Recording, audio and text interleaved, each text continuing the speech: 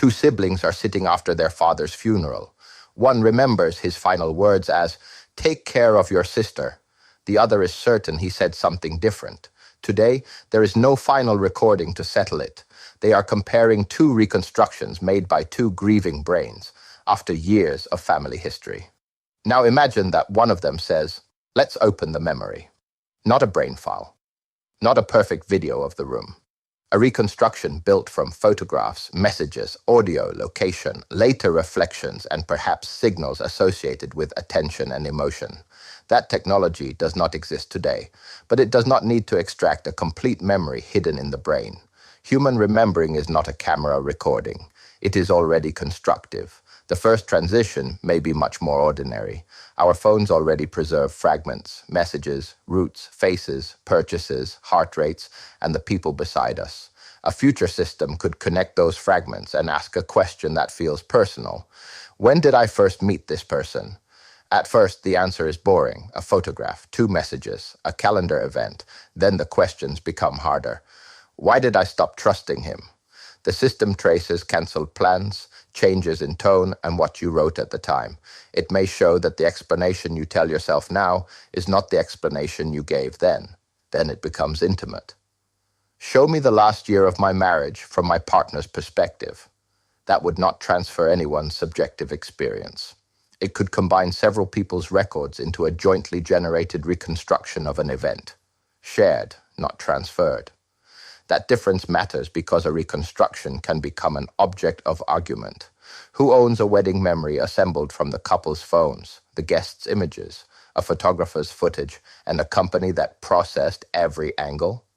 What happens when the child visible in the recording wants it removed 20 years later? And when a partner shares a reconstruction of an argument, are you receiving evidence, interpretation, or emotional persuasion? The more coherent the reconstruction becomes, the easier it will be to mistake confidence for truth.